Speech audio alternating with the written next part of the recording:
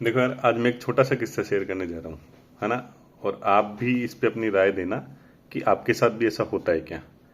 मैं जनरली काफ़ी सालों से ट्रेडिंग कर रहा हूँ और मेरे काफ़ी सारे नॉन पर्सन हैं जिन्होंने भी ट्रेडिंग चालू करी। मतलब मेरे काफ़ी सारे नॉन दोस्त मान लो या नॉन पर्सन मान लो या कोई दोस्त के दोस्त मान लो, बहुत सारे रैंडम लोग ऐसे मिलते हैं कि जिन्होंने ट्रेडिंग चालू करी और ट्रेडिंग छोड़ दी। समझ रहे आप। मतलब मैं कंटिन्यूसली, आज भी जहाँ तक मुझे याद पड़ता है, मैं 2016-17 से कंटिन्यूसली ट्रेडिंग कर रहा हूँ, है ना। और मैं डे वन से ऑप्शन सेलर रहा हूँ, आज भी ऑप्शन सेलिंग करता हूँ, तब भी ऑप्शन सेलिंग करता था। आप सबको पता है कि ऑप्शन सेलिंग के लिए कैपिटल रिक्वायरमेंट बहुत ज़्यादा होती है। लेकिन पहले ऐसा था कि थोड़ा सा मार्जिन का बेनिफिट मिल जाता था। उस टाइम पे कैपिटल भी ऑब्वियसली कम थी, अब थोड़ा सा बना कैपिटल भी बन गई है तो ठीक ठाक है, मतलब ऑप्शन सेलिंग हो जाती है। तो सबसे बड़ी बात यह है कि मैं जब उन लोगों की किस्से सुनता हूँ तो उन लोगों का क्या होता है कि उन लोगों ने ट्रेडिंग चालू करी और उन लोगों की ट्रेडिंग बंद हो गई। मतलब मेरे इस करियर में बहुत सारे लोग आए और बहुत सारे लोग चले गए। मतलब उन्होंने ट्रेडिंग चालू करी, ट्रेडिंग बंद कर दी। अब इन सब का कारण मैं जानता हूँ, मैं मतलब हर बंदे से मिलता हूँ और हर चीज़ उनकी सुनता हूँ कैसे क्या है। मतलब ऑब्वियसली ट्रेडिंग इज लर्निंग, कि आप किसी से भी सीख सकते हो और हर इंसिडेंट, हर आदमी आपको कुछ ना कुछ सिखा के जाता है, क्योंकि हर आदमी का ट्रेडिंग स्टाइल अलग होता है, हर आदमी की कैपिटल अलग होती है, माइंडसेट अलग होता है। तो सब चीज़ें आपको सिखाती है और सीखनी भी चाहिए। तो उन सब में एक चीज़ कॉमन थी कि शुरू में उन्होंने अच्छा पैसा कमाया, लेकिन एक बार ऐसा हुआ कि सडनली कि वो सारा पैसा गवा दिए। समझ रहा। तो इसके दो तीन फैक्टर, मेरे को लगता है कि इसके दो तीन चीज़ें ऐसी होती है जो ये चीज़ें काम करती हैं, कि जो चीज़ें करनी चाहिए और जो चीज़ें नहीं करनी चाहिए। करने की क्या होती है कि मेरे हिसाब से, जैसे मैंने उन चीज़ों से जाना, एक्सपीरियंस से जाना, अनुभव से जाना अपने से, तो होता यह है कि आपने ट्रेडिंग करी, ठीक है, आपका प्रॉफिट बनता गया। बेसिकली होता क्या है कि आपने एक 10 ट्रेड का अपन सिनेरियो मानते हैं कि अपने 5-7 ट्रेड लिए, आपके सारे के सारे प्रॉफिट में जा रहे हैं, ठीक है। लेकिन छठवा या सातवां ट्रेड ऐसा है जो कि आपको अच्छा खासा माइनस में ले गया, और वो माइनस में सडनली लेके नहीं गया, आपके पास चांस था निकलने का। समझ रहे आप। जैसे कि आपके पास चांस था कि आप उसको 2-3% माइनस में क्या आप एग्जिट कर सकते थे, लेकिन आप एक होप में बैठे रहे, एक उम्मीद में बैठे रहे कि नहीं नहीं यार, कि वापस आएगा ना, मैं इसको तो लेके बैठता हूँ, वापस आएगा तब मैं करूंगा। और वो वापस जाने के चक्कर में वो सारा प्रॉफिट भी चला जाता है, आपकी कैपिटल भी चली जाती है और आप बैठ जाते हो।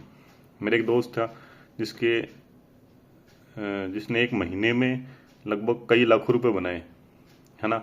और एक सिंगल डे में उसने गवा दिए एफ एंड ट्रेडिंग में। तो ऐसा बहुत सारे लोगों के साथ होता है। तो ये चीज़ नहीं करनी चाहिए। अब अगर आपको सिंपल पता है कि आप एक ट्रेडिंग, आपका माइंडसेट, आपको पता है कि अब मैं ट्रेडिंग कर रहा हूँ, तो आपको पता है कि मेरा प्रॉफिट हो रहा है, ठीक है। और जो कोई लॉस मेकिंग ट्रेड है, तो सबसे सिंपल फंडामेंटल ये है, सबसे सिंपल फंडा यही है कि लॉस मेकिंग ट्रेड को तुरंत काट दो। हाँ, बहुत बार ऐसा भी होता है कि वो पलट के वापस प्रॉफिट में आ जाता है, बट आप उसको रखो ही मत। आप एक डिसिप्लिन बनाओ कि भाई ये मेरा लॉस मेकिंग ट्रेड है, मुझे इसको काट देना है, ठीक है ना। अब जो देखा जाएगा वो नेक्स्ट में देखा जाएगा। और दूसरी चीज, मैं सबसे बेहतर जो चीज मानता हूँ कि जब भी आपका प्रॉफिट हो या लॉस हो, दोनों केस में समझना आप, लॉस में तो ऑब्वियसली क्या होता है कि आदमी एक बार के लिए सुन हो जाता है, कि पता नहीं रहता 2-4 दिन के लिए अब करना क्या है, तो आदमी ऐसे ऐसे सदमे में चला जाता है। बड़ा लॉस होता है तो ऑब्वियसली आदमी, मेरे साथ बहुत बार होता है कि आदमी सदमे में चला जाता है। लेकिन सबसे बड़ा प्लस पॉइंट यह है कि अगर आप किसी दिन अच्छा प्रॉफिट भी कमाए ना, तो आप नेक्स्ट डे ट्रेड नहीं करें। समझ रहे आप। 1 या 2 दिन का ब्रेक लें कभी भी। तो मेरा कहने का मतलब है कि आपका पॉजिटिव हो चाहे नेगेटिव हो, अगर किसी दिन भी आपके साथ ऐसा होता है, आप 2 या 3 दिन का बिल्कुल ब्रेक लें। अदरवाइज क्या होगा, अगर आपका लॉस हो गया ना, तो आप क्या करोगे, उस लॉस को कवर करने के चक्कर में ना आप आंख बंद करके ट्रेड मारोगे। मतलब आप मार्केट से रिवेंज लोगे, और भगवान से बदला नहीं लिया जाता। समझ रहे आप। बदला आप आपस में लो, इंसानों से लो, लेकिन मार्केट भगवान है, भगवान से बदला नहीं लिया जाता। ऑब्वियसली आप ही मुंह की खाओगे और वापस से आप उससे भी गहरे गड्ढे में चले जाओगे। तो वो चीज़ नहीं करनी। दूसरी चीज़ है कि एक्साइटमेंट में भी ट्रेड नहीं करना होता। अगर आपने, क्या होता है कि एक एक इंसान होते हैं अपन, सबके अंदर इमोशंस होते हैं, फीलिंग्स होती हैं। तो क्या होता है कि जब आप अच्छा कमा लेते हो ना, तो वो नवाजुद्दीन की तरह कि आप ही भगवान हो फिर। समझ रहे हो आप। तो उस टाइम पे गलती करने के चांसेस आपके साथ बहुत ज्यादा रहते हैं। मेरे साथ पर्सनली ऐसा होता है कि जिस दिन मेरा प्रॉफिट होता है ना, तो उसके नेक्स्ट डे मैं, आजकल मैं ट्रेड करता ही नहीं हूँ। मतलब ट्रेड करता हूँ एकदम लाइट क्वांटिटी से, एकदम कम रिस्क वाले ट्रेड लेता हूँ। पहले मैं क्या करता था कि मेरा मेरा किसी महीने में अच्छा प्रॉफिट हुआ और मैं रिकॉर्ड उठा के देखूँ, तो नेक्स्ट मंथ में मेरा अच्छा खासा लॉस खड़ा होगा। उसका कारण यही था कि अच्छा कमा लिया, तो फिर ऐसा था कि नहीं यार, अब तो अच्छा हो गया ना, देखेंगे। तो मैंने क्या, रैंडम ट्रेड लिए, बिना एनालिसिस के ट्रेड लिए, बहुत बार ऐसा हुआ है। तो ये चीज़ कभी नहीं रिपीट करनी। समझ रहे आप। और तीसरी जो सबसे मेन चीज आती है, पोजीशन साइजिंग। आपको, आपकी कैपिटल क्या है, आप अपनी रिस्क आइडेंटिफाई करो कि मैं कितनी रिस्क ले सकता हूँ, उसके अकॉर्डिंग ही आप अपनी पोजीशन साइजिंग करो। होता क्या है कि लोग शुरू में क्या होता है कि लेट से कि मैंने 1 लाख रुपए से ट्रेडिंग चालू करी, ठीक है, और मैंने 1 लाख से 10 लाख रुपए बना लिए over the period of time, ठीक है। अब मैं क्या कर रहा हूँ कि 1 लाख के टाइम पे जो मैं रिस्क ले रहा था ना, और 1 लाख से 10 लाख बनाए कम समय में, तो आप ये समझो कि मैंने बहुत तक हाई रिस्क पे मैंने काम करा है, समझ रहे हो। उसका परिणाम उल्टा भी हो सकता था और होता भी है, लेकिन अपन उसकी बात नहीं कर रहे, अपन जिसने प्लस करा अपन उसकी बात कर रहे हैं। तो आप 1 से 10 पे पहुंचे हो ना, तो फिर आपको ये समझ लेना चाहिए कि अब मुझे बिल्कुल कम रिस्क पे काम करना है। या तो आप कैपिटल कहीं और से लेके आओ कि भाई आप ये आइडेंटिफाई करो कि मेरे को ये काबिलियत है कि मैं पैसे बना सकता हूं, तो आप कैपिटल और कहीं से लेके और उस कैपिटल से बढ़ा करके आप उससे रिटर्न निकालो। तो क्या होगा कि आपका प्रॉफिट का अमाउंट बड़ा रहेगा, तो आप उस चीज से आप सेटिस्फाई रहोगे। लेकिन क्या होता है कि अमाउंट छोटा रहता है तो आप क्या सेटिस्फाई नहीं होता, आपको लगता है प्रॉफिट तो कम ही बनाना, इससे तो मेरा खर्चा ही नहीं चल रहा। तो फिर आप लोग क्या करते हो कि उससे हाई रिस्क पे खेलने लग जाते हो, मतलब पोजीशन साइजिंग बढ़ा देते हो। मैं बता रहा हूँ ना कि एक बंदा तो मेरे को ऐसा मिला कि यार कि 3 लाख की कैपिटल से वो बंदा 18,000 क्वांटिटी, समझ रहे हो आप, बाई कर रहा है, सेल कर रहा है, ऑप्शन बाइंग कर रहा था। और मेरे को लगा यार कि इतनी ज़्यादा क्वांटिटी है ना। अब वो उसका उल्टा परिणाम भी एक बार आप सोचो कि आपके अकॉर्डिंग ट्रेड नहीं गया तो क्वांटिटी इतनी हैवी है कि आपको मौका ही नहीं देगी। अगर थोड़ा सा भी मार्केट एक झटका दे दे ना आपके विपरीत, थोड़ा सा भी 100-150 पॉइंट का भी, तो आपकी तो कैपिटल चली गई, यूं मान लो आप, समझ रहे हो। तो ऐसा नहीं करना होता है, कम कमाओ, लंबा कमाने की सोचो।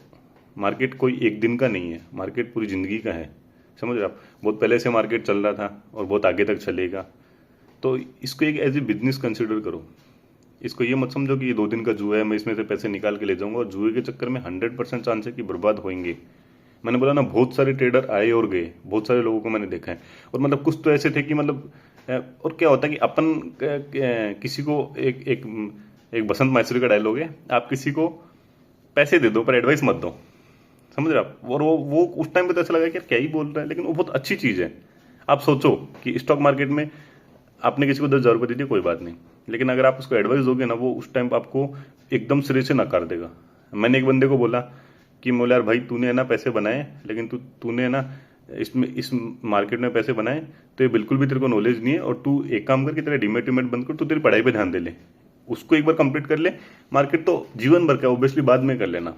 और उस बंदे ने मतलब मुंह पे ऐसा बोल के चला गया कि मतलब मैं तो ऑब्वियसली बता भी नहीं सकता।